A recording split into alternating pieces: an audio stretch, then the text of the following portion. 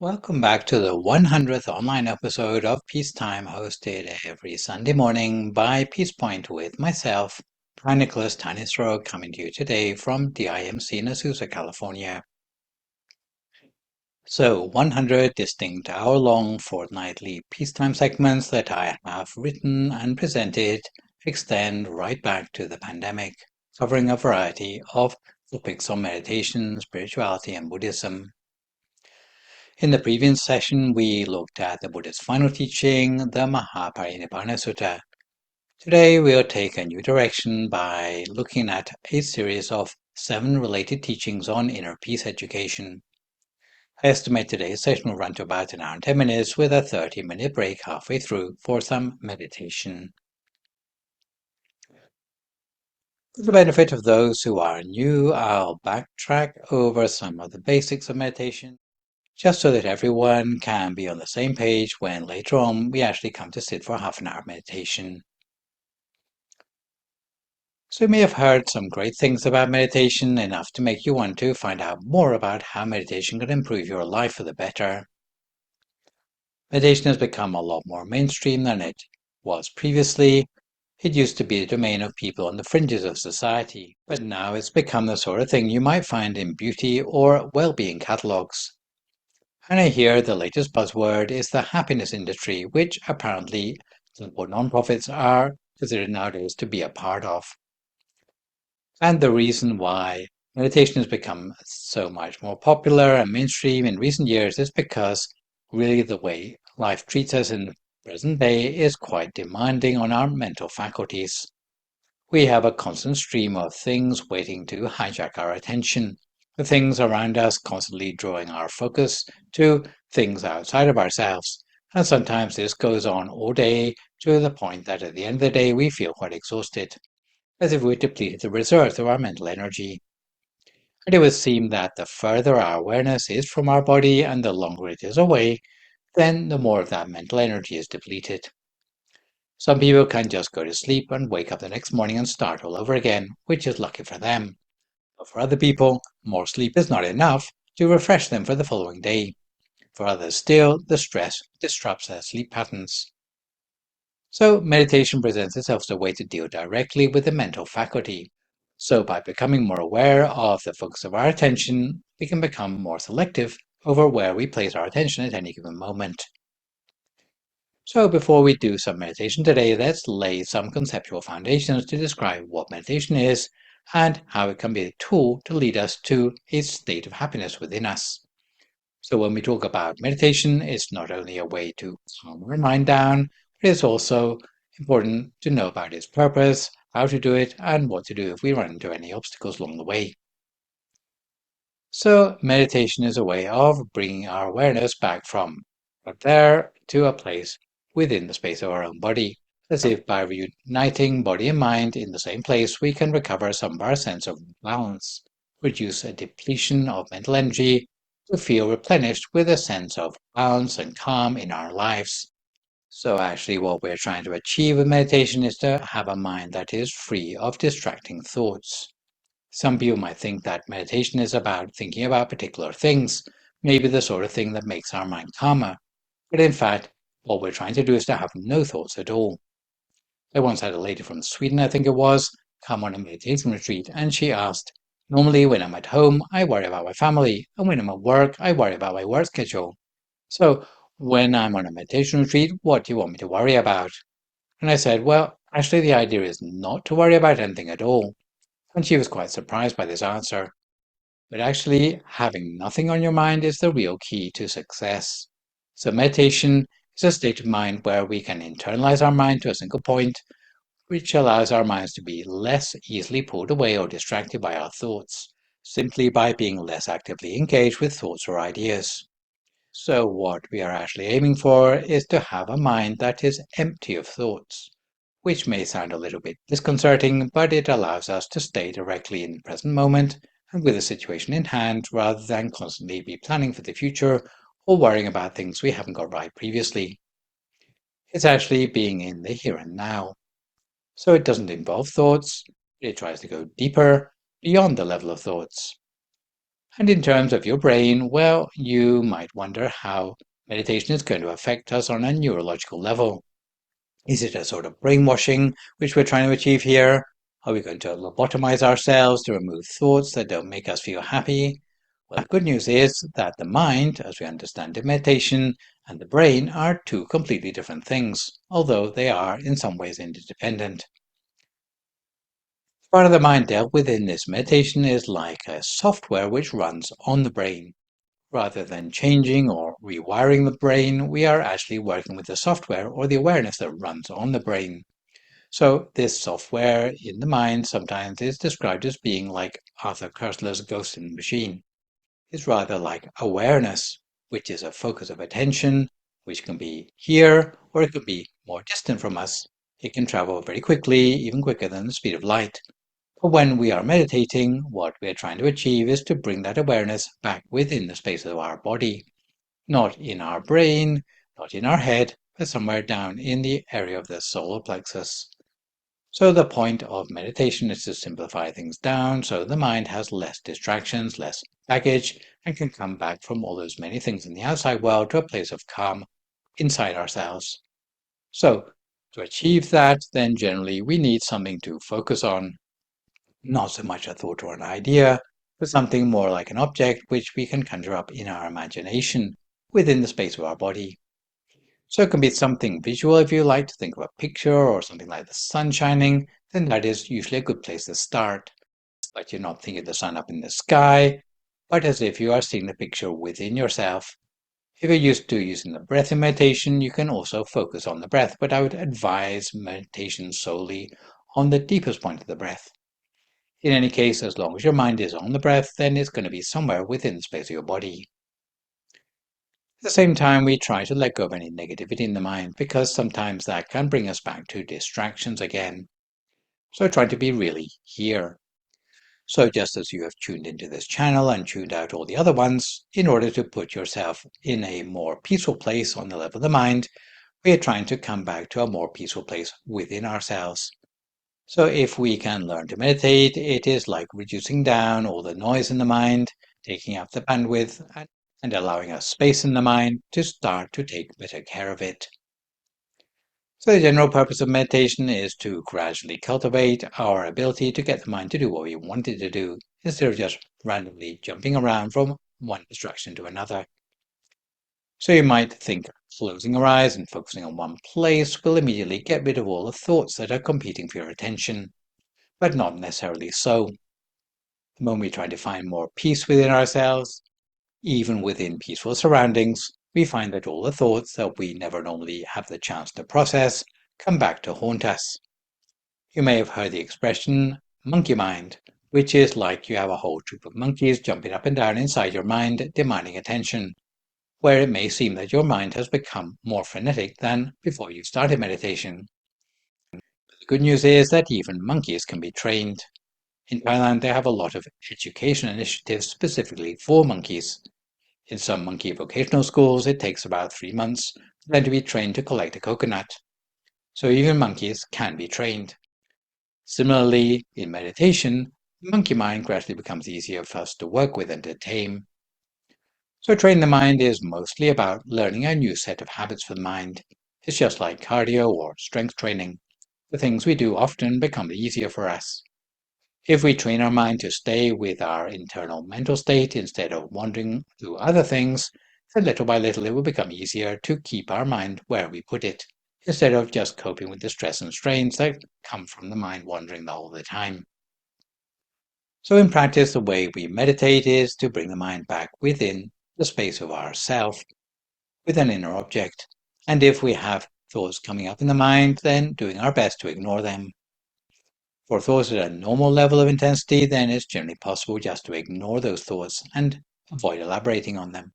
But if we do suffer from having too many thoughts in the mind, then we may need to resort to a more exacting strategy by deploying a mantra, in which case I would remind you of the traditional phrase Samma Arahang. It's an affirmation which you can hear repeated silently in your mind as a way to cut through the thoughts, in case just ignoring the thoughts is not working well enough for you. Generally, with any meditation, we start by making sure the body is relaxed first of all, because if our body is relaxed enough, it's possible for us to forget about it. And if we can forget about the body, then the awareness goes deeper to be able to focus entirely on the mind. So begin by doing a body scan from the top of the head all the way down to the tips of the toes. And this would always be the first stage of any meditation practice. It's something we cannot skip, otherwise the mind won't be able to stay still for a long time. Also, we can take a few deep breaths to balance body and mind and also to relocate the awareness back to the center of the body. From there, we can work with the mind to come to the center of ourselves. The place which I was mentioning before is the solar plexus, which is a particularly calm place for us to focus. But if you find a different location is easier for you or more comfortable, then anywhere within the general area of the body will always be an improvement on letting your mind wander free outside of yourself. So settling the monkey mind means having an inner focus. So when I mention visualizing something bright and clear, it's like giving those monkey minds a banana to distract them. If you can maintain a little reward for your monkey, even a monkey can cooperate with you by keeping it mesmerized by the brightness inside of you. So the equivalent of a banana for the mind is an inner object or a mantra. In terms of the traditional way of meditating, often we talk about something being bright and clear within ourselves. Instead of the sun, it could be a star, or it could be a diamond, or it could be a crystal ball that's traditionally used in our lineage, because it represents what the mind can become if it is at its calmest state. So a crystal or a transparent sphere within ourselves. And if we find our mind wanders, it's not the end of the world, but we can just bring our mind back to where we last saw it within ourselves. We apply the mind in a relaxed way. We avoid forcing the mind to a standstill, or else it will lead to tension in the body. If our mind wanders, then we gently bring it back again. Little by little, as we train the mind to stay where it's intended to be, then a sense of peace and calm will gradually build up within us. So the main thing to remember is that the sense of relaxation which responds to the word sabai in Thai language, which can include the idea of comfort, but even being okay with or contented with something in our meditation. If thoughts return, we can do our best to ignore them or treat them like birds that will eventually go away if we don't feed them, rather than letting those birds start to build a nest in our mind.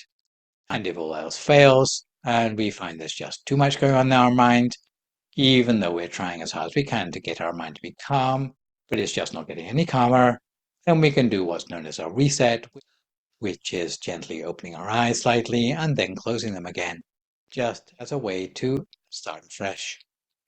Some people might think, oh, but I'll lose all the progress that I've made up until this point. Isn't that a waste of effort? But actually, if you do a little reset on your mind, then you end up further down the path than when you started. So, little by little, you will get towards a place where you are gradually approximating closer and closer to a sense of peace each time you do the reset. So instead of struggling on blindly, just do the reset by gently opening your eyes and closing them again, and trying to approach the center more softly than before. So let's put our meditation theory to good use now by settling ourselves for 30 minutes of meditation. So if you'd like to find a comfortable sitting position for yourself now as you listen to my guidance.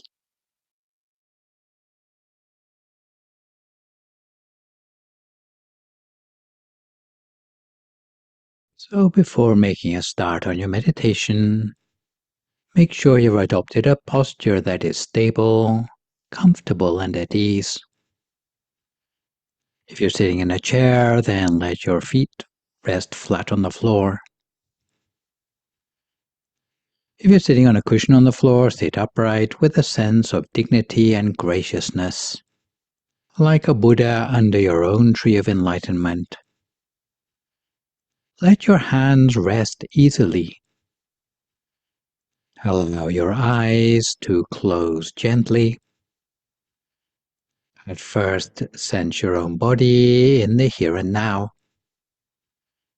and consciously soften any obvious tension. Let the eyes and face become soft. Let the jaw loosen. If you like, you can roll your head in a circle to release any tension in your neck. to let it find simple, upright poise.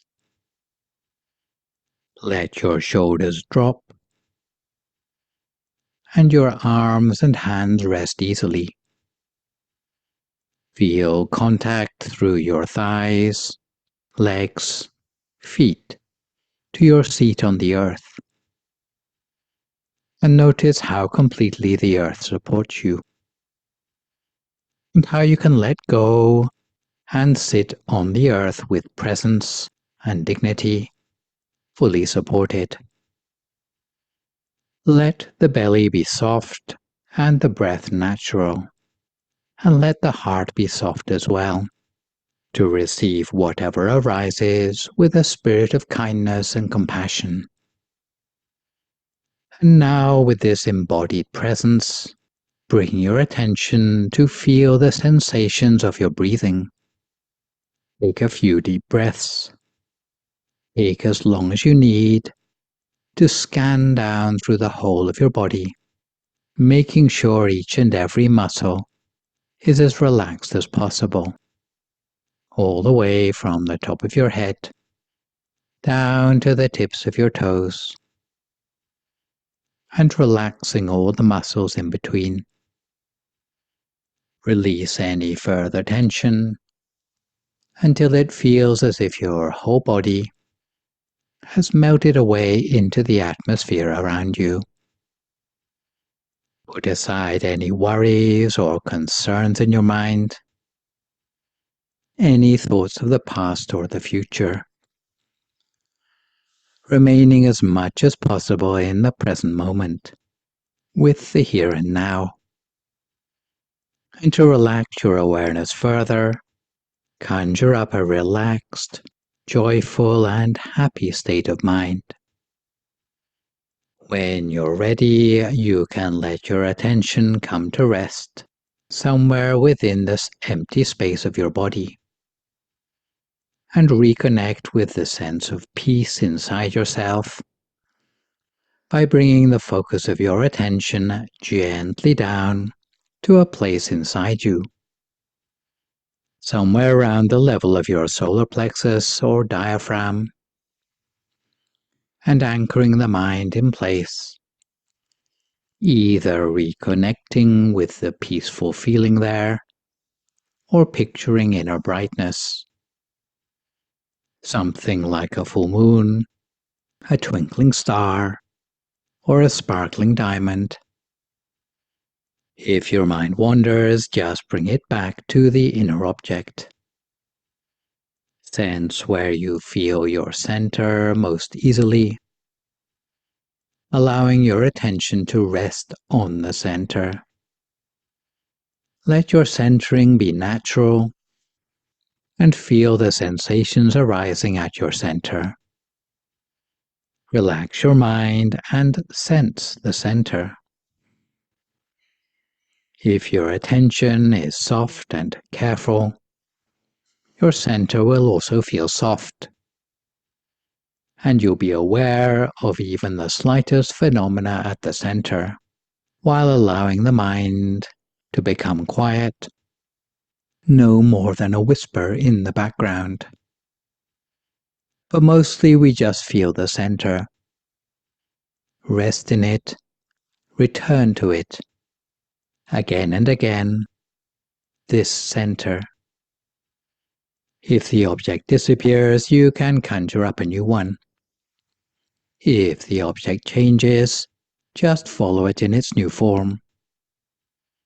If thoughts bother you, simply ignore them, or run interference by imagining you hear the sound of that traditional mantra, repeated silently in the mind, with the words Samma Arahang over and over again, coming up from the center of the body until the thoughts are pacified. So continue with your meditation, focusing inwardly, lightly and gently, for a few more moments now in silence.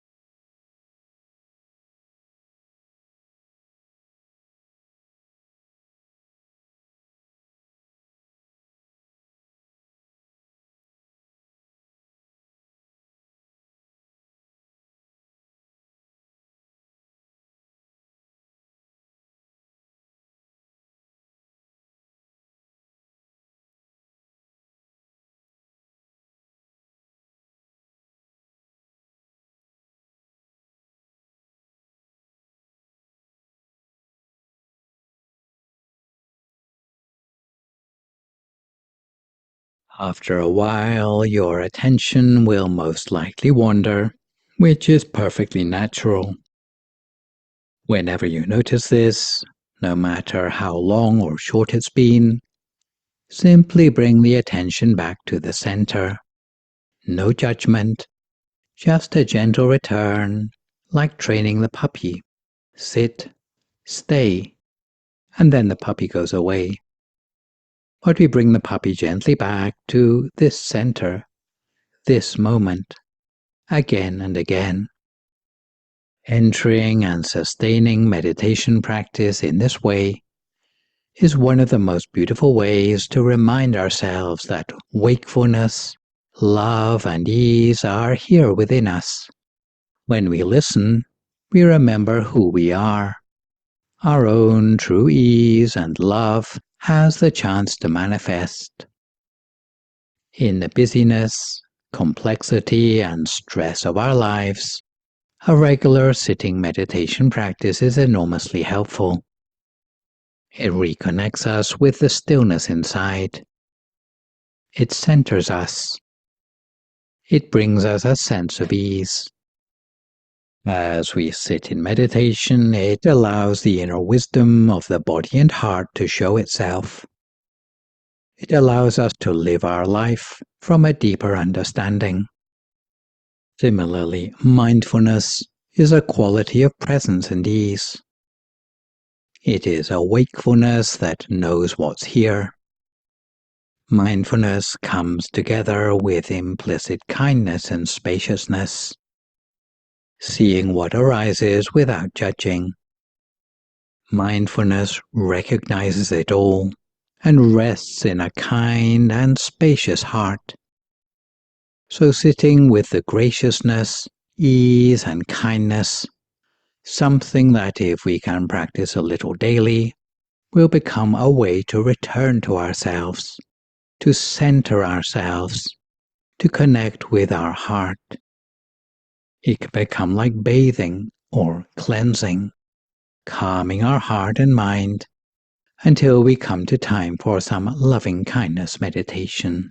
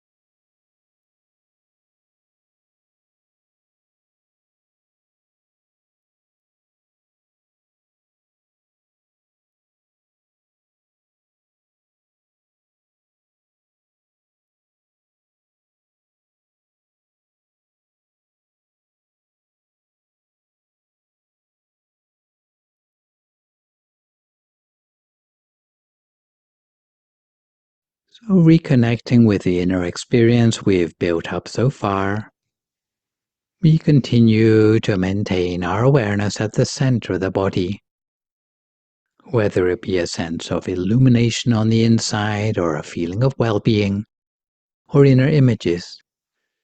We place our mind gently at the center of this inner experience, so gently that it seems to melt away, almost like the touch of a warm fingertip on newly fallen snow, melting away at the point of contact, with solid becoming liquid, and liquid becoming vapor, expanding outwards, allowing us to expand the benefits of our meditation in a way that's known as a loving-kindness practice.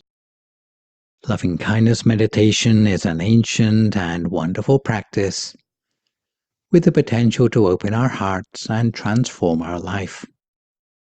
We plant the seed of loving wishes over and over, that they may grow and sprout in ourselves and our lives. The evocation of loving kindness is what matters, as an antidote to fear, anger, confusion, or a closed heart. The Sufi poet Hafiz once wrote that fear is the cheapest room in the house, and he'd rather that everyone lived in better conditions. Accordingly, loving kindness meditation opens the doors and windows of the heart. Like water on a stone, sometimes the droplets of loving kindness, even in the places of greatest difficulty, begin to wear away the closedness, the hardness of the heart. They begin to nourish that sweet current of love that exists here inside each one of us by gradually nurturing loving intentions of the heart.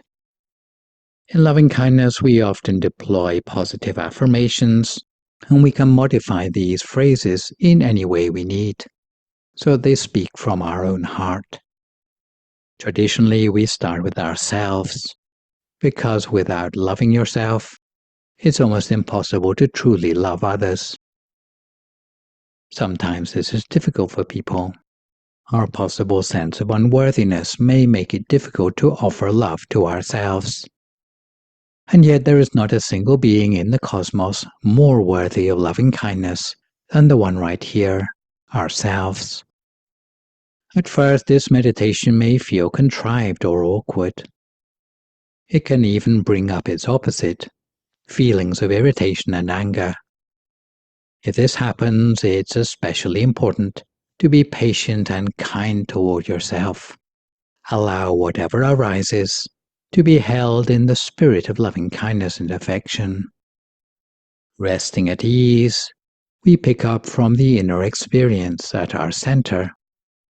As we bring to mind the simple phrases, "May I be filled with loving kindness. May I be well in body and mind. May I be safe from inner and outer dangers.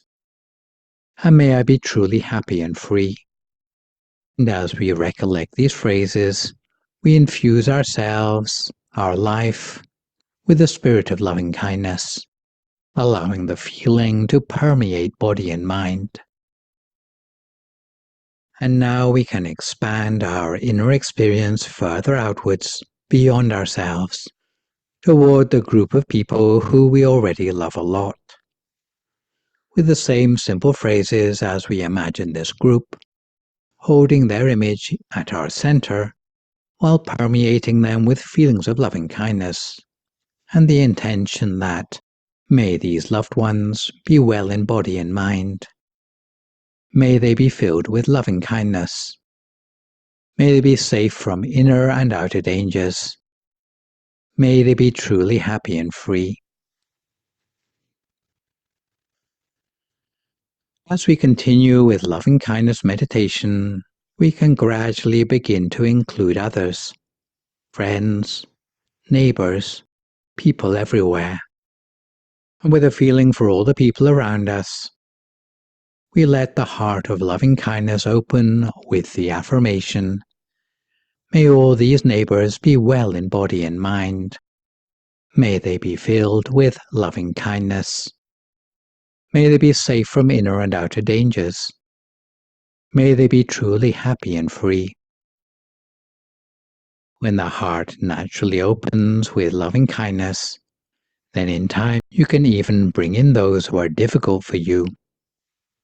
Additionally, they say even eventually to include our enemies. So as we bring in the difficult people, we'll feel the natural tendency of the heart to close, to armor itself, and the suffering of closing the heart. Finally, we'll sense that in the end it's not worth it to live with a closed heart. And even those who are difficult may be reached by our loving kindness. May even these difficult people be well in body and mind. May they be filled with loving kindness. May they be safe from inner and outer dangers. May they be truly happy and free.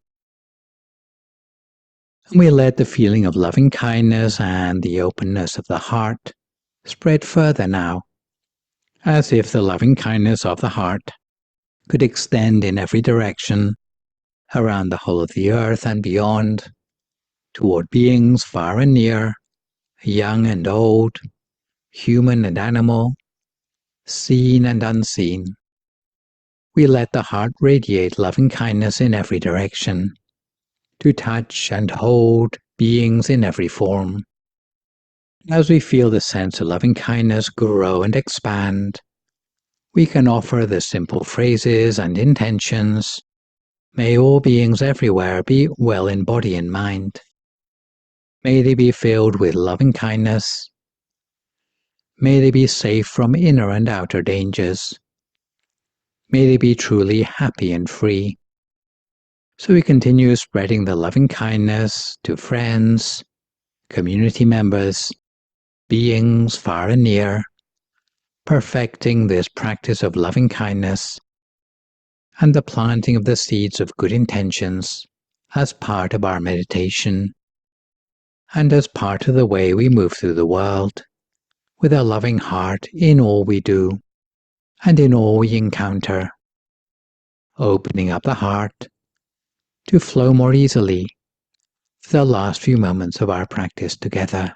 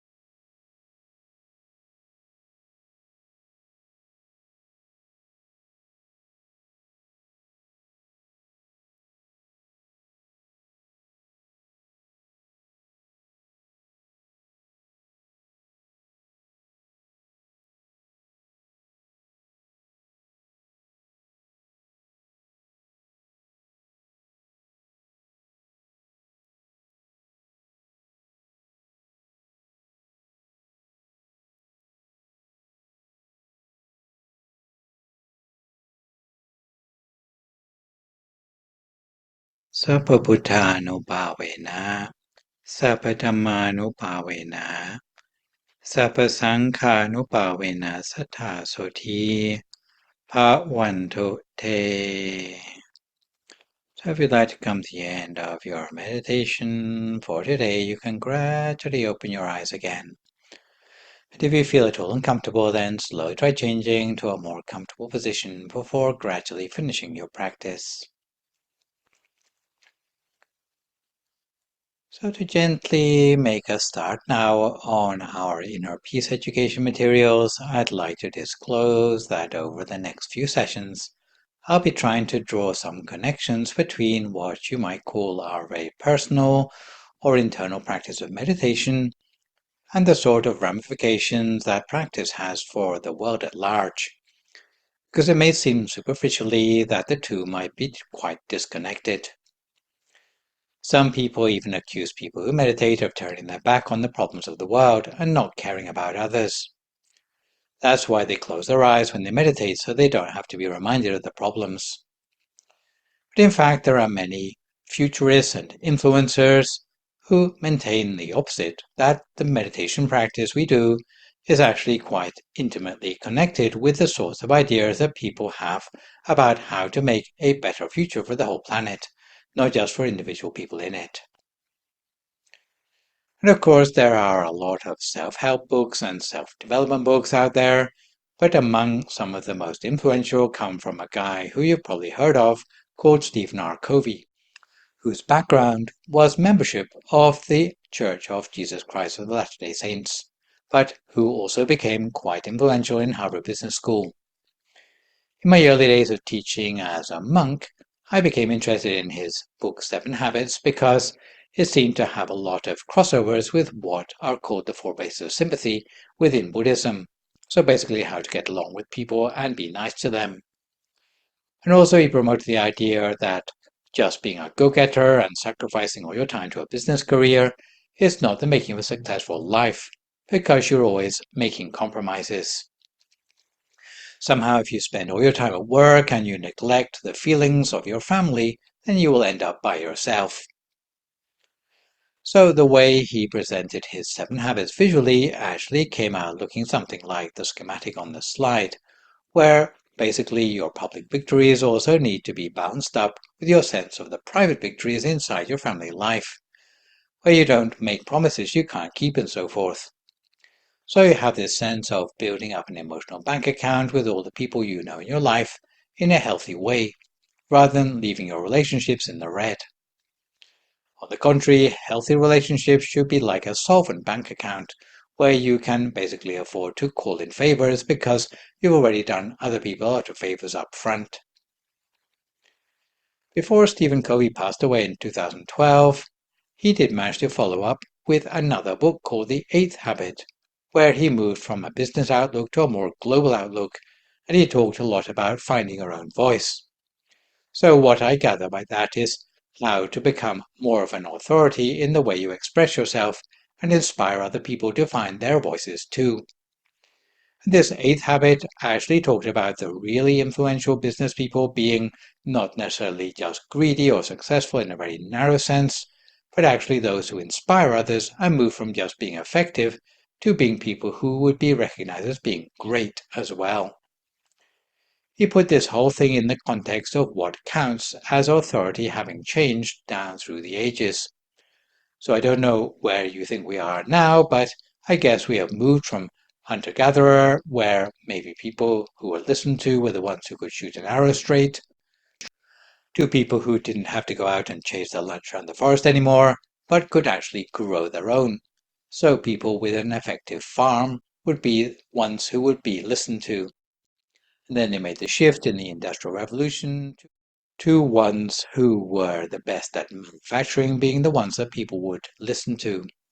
And in the present day and age, and here I assume that we have moved beyond the industrial, you will notice that many of the products sold these days are no longer actually physical products at all anymore. They are subscriptions, information, and data gathering power. These things have become really the most powerful things that cause people to actually sit up and listen. The important thing, which Stephen Covey said in his 8th habit, is that it isn't the end of the line.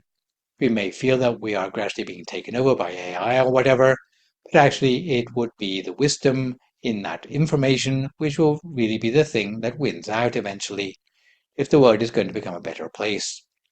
So wisdom is what the world is actually waiting for, according to Stephen Covey, the sort of things that feed the soul, or the sort of wisdom that is uplifting to others as well. And maybe this trend is reflected in changing values, where it is not just what your net worth is anymore, but actually what you give back to the world, where you see more and more billionaires of the world actually having projects to give back and to develop things that can change the world for the better. Then these hopefully will start to connect with some sort of sustainable development goals, which have been summarized by the United Nations, which are a list of current challenges that we're up against worldwide, in spite of the amount of wealth sloshing around in the world. The difficulty of rechanneling wealth into the things that actually make a difference for everybody in the world, instead of just benefiting the 1% who are already millionaires, is that it often means addressing the conflicts of interest, power disparity, inability to be represented by certain groups in the world. It comes down to the way people resolve conflicts in the world. So what Stephen Covey advocates, and I quote, "I am convinced that one of the most difficult and challenging problems of life, whether at home or at work or elsewhere, is how you deal with conflict. So how you deal with the challenges in the world that endure in spite of the seeming wealth and power of those who are at the top is the way they resolve conflicts that have led to these 17 challenges, which need sustainable development to overcome them." So what Stephen Covey proposes is to change how we deal with the human differences, which create the problems in the first place. Again, I quote, "What if you have the character and skill to resolve the differences synergistically, to find solutions that are better than those anyone has proposed before? And what we notice in society, which really fails to solve these problems, is where we have polarities, where it's either one choice or the other. The best thing we can hope for is maybe to find a compromise where one side or the other is left halfway happy, and no one is really totally happy about the solutions that have been reached." But Stephen Covey talked about a third way or a third alternative. He said it isn't his way, he said it isn't your way, but it's our way. And it's not a compromise halfway between my way and your way, but it's better than a compromise. It's like taking it to a whole new level, a third alternative. Stephen Covey actually refers to Buddhism, although he is by no means a Buddhist. He said a lot of the ideas he gets are borrowed because he recognizes many things which are helpful in the ideas of many wisdom traditions around the world. And he says it's what Buddhists call the middle way. So it's a higher middle position that is better than either of the two alternatives, like the tip of a triangle. So it raises issues up from the two-dimensional to something higher and better, and where both sides are actually happier than they would have been even about finding a compromise. So the way he talks about reaching consensus is forms of intelligence. So the sorts of things that would give people that voice and authority would be where the intelligence is developed. It's not just intellectual or couched in the language of business acumen, but it actually leads people to developing 4 parts of themselves. So if you want to just list them out in random order, then it might be developing intelligence concerning the mind, concerning the body, concerning the heart, and concerning the spirit. I guess I wouldn't be sticking my neck out too far if I were to assume that what we're doing with meditation is mostly to do with the spiritual side of things, whereas things like developing the heart would be more like emotional intelligence side, a little bit more like his emotional bank accounts, which I mentioned earlier. So moving on from Stephen Covey's 7 habits to his 8th habit, ultimately he's saying that we have to cultivate all the habits at once, all 4 aspects of the mind, all 4 sorts of intelligence. And in his model, he placed the spirit in the middle of the 4 intelligences. So developing all 4 intelligences, but recognizing that development of the spiritual side can actually have a central influence on all the other 3 sorts of development as well. Interestingly enough, even with those 17 Sustainable Development Goals, actually most of them can be reduced down to overcoming aggressiveness or self-centeredness in the mind. If these mental tendencies can be overcome, pretty much all the Sustainable Development Goals become attainable. All it needs is to rectify aggression and ego.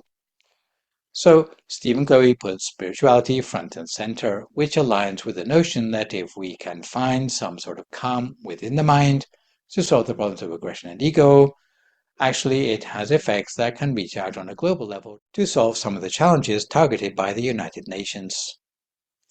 And thinking about the 4 intelligences, spirit, mind, heart, and body, interestingly, even within the Buddhist tradition, there's a little proverb that teaches that it's not just the mind, but health is the most precious gain that we have.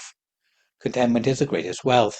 A trusted friend is the best relative, and nirvana is the greatest bliss. So within these 4 lines of verse, you actually have the idea that there are 4 things to treasure in life. So health is mostly to do with the physical aspect, the planet side of things. The contentment is more to do with prosperity. Friendship, so the sort of love between maybe conflicting parties, has more to do with people side of things, and nirvana has more to do with peace. the spiritual overcoming of conflict resolution.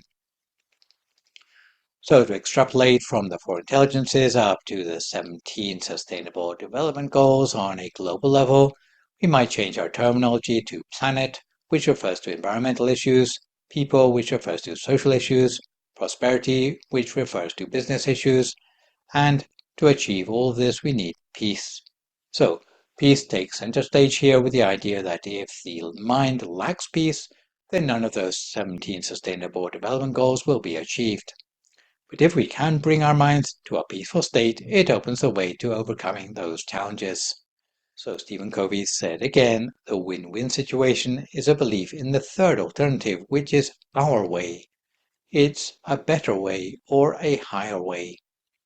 But reaching that third way is to find a peaceful aspect within the mind that would have the characteristics of wholesomeness, the generosity, kindness, and wisdom on the lower list, and overcoming non-peacefulness in the mind, which would be the aggressive or egocentric aspects, which is what we're doing with meditation. Since, to quote the 2003 Black Eyed Peas lyrics, if we can take control of our mind, meditate, then our soul will gravitate toward love, because any broken relationship starts from the type of mind that is not peaceful. But when your mind touches on peace, it will gravitate toward love. These are lyrics that are actually quite profound. But if you expand meditative wisdom to body, heart, mind, and spirit, it can reach out to solve other sorts of problems. Without a meditative mind, we'll be unable to take care of the environment or other people or the economy because a person needs to be happy within themselves in order to make a meaningful difference beyond themselves. The main thing that drives their potential is their worldview, or in Pali, ditti, or how they see themselves in relation to the world. If they have a distorted view of their relationship to the world, then it comes down to their ignorance. It is like people who convince their sole purpose in life is to stash away the maximum money before they die, and they will cling on to that view. With their ignorance comes environmental destruction, discrimination, and no chance of economic equality. But with right view comes wisdom, and with wisdom, protection of the environment, inclusion in society, and equality for everyone in the economy. So what I'm trying to say is that there are 4 aspects of intelligence that need to be developed. What we can deal with, starting with meditation, is working with our view of the world. So the part at the center of the diagram in the orange.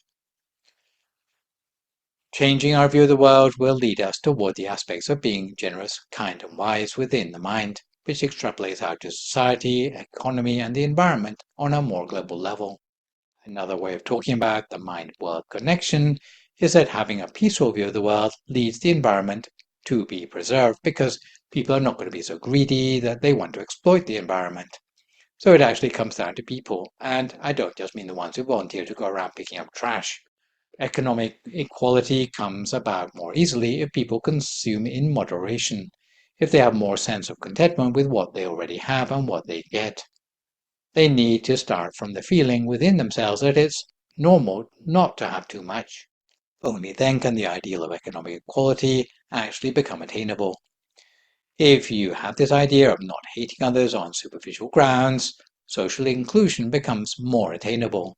So even just dealing with the problems of your own mind and the way you look at the world, which is all in the mind, actually has the pragmatic effect of reaching towards many of the UN Sustainable Development Goals, which I mentioned earlier.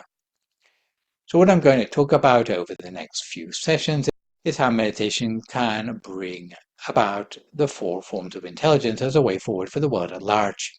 And in doing so, I hope to present the argument that meditation is an important part of social engagement with global problems.